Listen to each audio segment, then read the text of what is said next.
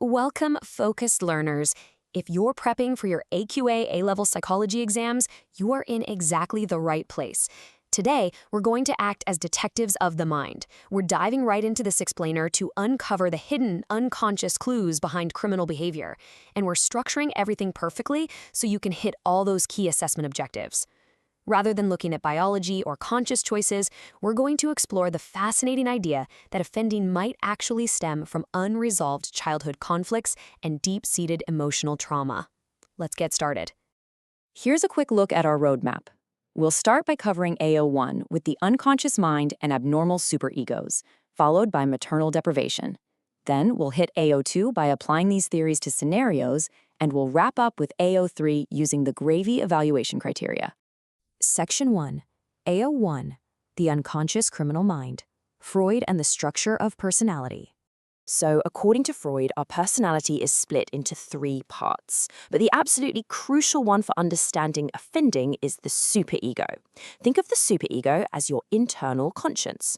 It's formed around the ages of 3 to 6 during what Freud called the phallic stage. This happens as a child resolves the Oedipus or Electra complex by identifying with their same-sex parent and deeply internalizing their moral values. Psychodynamic theorists argue that when this formation process gets disrupted, it leaves individuals heavily predisposed to crime. Picture a constant unconscious battle happening in our minds right now. On one side, you have the id, which is entirely selfish, aggressive, and operates completely on the pleasure principle. It just wants what it wants immediately. On the other side, you have the superego, acting as that strict moral conscience that produces guilt. Caught right in the middle is the ego, the rational mediator trying to balance these two extremes based on reality. Now, if the superego is damaged or underdeveloped, the ego simply can't hold back those primitive, rule-breaking drives of the id. Section 2, AO1, Blackburn's 3 abnormal superegos. Let's look at how early development goes wrong. Building on Freud's ideas, Blackburn pointed out that there's a massive difference between lacking a moral compass entirely and having one that actively points toward crime. A weak superego happens when a child lacks a same-sex parent to identify with. Because there's no role model there, moral values just aren't internalized, leaving the child with terrible impulse control and virtually zero guilt. A deviant superego, on the other hand, happens when the parent is present, but they're a criminal themselves. The child internalizes their morality perfectly. But because those values are antisocial, the superego actually rewards things like theft or violence instead of punishing them. And then we have the really interesting third type, the overharsh superego, which stems from extremely strict punitive parenting. Paradoxically, an overharsh superego drives an individual to commit crimes as a completely unconscious form of self-punishment. The superego is so overwhelmingly critical that it generates intense guilt, and the person offends simply to engineer external punishment, like getting caught by the police, just to satisfy that intense internal need to suffer. Section 3, AO1, Defense Mechanisms and Bowlby, Unconscious Strategies and Early Attachment. Before we jump into Bowlby, we need to understand defense mechanisms. These are unconscious strategies used by the ego to manage anxiety and guilt. For example, displacement might involve an offender redirecting their anger from an abusive boss onto a completely innocent stranger on the street. Denial is flat out refusing to accept that an assault actually hurt someone. And rationalization is saying things like, well, they deserved it, or that company is rich, they won't even miss the money. While these mechanisms protect the ego from feeling guilt, they dangerously allow antisocial criminal behavior to continue unchecked. Now let's look at another major AO1 psychodynamic explanation. To investigate the effects of maternal deprivation, John Bowlby studied 44 adolescent thieves at a London child guidance clinic, and he carefully compared them to a control group of non-delinquent children. Through extensive clinical interviews, he discovered something striking. He found that 14 of these 44 adolescent thieves could be classified as affectionless psychopaths. This is a very specific personality pattern characterized by a profound lack of empathy, an inability to form deep emotional bonds, and crucially, absolutely no guilt whatsoever for their crimes.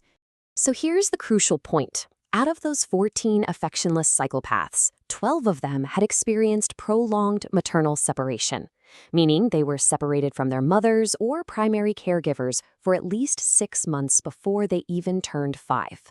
Bowlby argued that this early, unresolved childhood loss leaves deep unconscious scars, damaging the internal working model and ultimately driving persistent delinquency later in life. Section 4, AO2, Applying Theory to Scenarios. Time to bring these theories straight into the interrogation room. All right, this is where you score major AO2 marks in your exams, mapping these concepts onto real-world profiles. Let's look at Jake. He shoplifts, feels zero guilt, and his father was always absent. From a psychodynamic perspective, what's going on? Well, Jake failed to properly identify with a same-sex role model during the phallic stage. As a direct result, he has a weak superego. He hasn't internalized a paternal moral standard to restrain his id's primitive impulses, which is exactly why his ego feels zero pressure to inhibit his antisocial shoplifting. Now consider Sam. He commits petty fraud and actually seems relieved when he gets caught, following a childhood with extremely strict parents. Sam is clearly displaying an over-harsh superego. His internalized morality is excessively critical. By committing fraud, he is deliberately, though completely unconsciously, engineering external punishment to satisfy his internalized need to suffer and alleviate that overwhelming unconscious guilt. And here's a fantastic synoptic link you can make in your exams to really stand out from the crowd. Psychodynamic defense mechanisms and cognitive distortions are often just two different languages describing the exact same patterns of offending. Where the cognitive approach sees a hostile attribution bias or minimization as a flaw in information processing, the psychodynamic approach sees denial and rationalization as the ego unconsciously protecting itself from anxiety. Linking these two shows absolutely top-tier psychological understanding. Section 5, AO3, Evaluating with Grave Criteria. Let's put the psychodynamic approach on trial. It's time to ruthlessly evaluate the scientific merit of these explanations, using the grave criteria. Looking at the first three, we see a real mixed bag. Generalizability is incredibly low. Freud based his ideas on a very narrow Victorian European sample, complete with androcentric biases, making it super hard to apply to modern, diverse offender populations. Reliability is also a major weak point. Think about it. Concepts like the id, the superego, and unconscious guilt are fundamentally unfalsifiable. You literally cannot measure them in a lab, which goes against the strict scientific standards demanded by the AQA specification. However, application is actually high. This approach provides a deeply compassionate lens, emphasizing that offenders often have complex histories of trauma. This translates perfectly into real-world applications like early intervention programs that focus on parenting and secure attachment. Now let's tackle validity. Bowlby's 44 Thieves study severely lacks internal validity. Why? Because he conducted the psychiatric assessments himself, fully knowing which group the boys were in, which opens the door wide for researcher bias. The study also relied heavily on retrospective data, asking mothers to recall separations from years ago, which we know is notoriously unreliable. Finally, we absolutely have to consider alternative explanations. Bowlby's data is purely correlational. And remember, correlation does not equal causation. Children who experience early maternal deprivation are also highly likely to experience poverty, neglect, and poor education. These broader social factors might actually be the true underlying causes of their delinquency, rather than the psychodynamic concept of affectionless psychopathy. So, I'm going to leave you with this final, provocative thought to fuel those exam essays. Do offenders actually commit crimes because of hidden childhood traumas and abnormal superegos? Or does the unfalsifiable, unscientific nature of this approach just provide a really convenient excuse for criminal choices? Does viewing crime through this deep emotional lens help us rehabilitate offenders more effectively, or does its lack of scientific rigor just let them off the hook?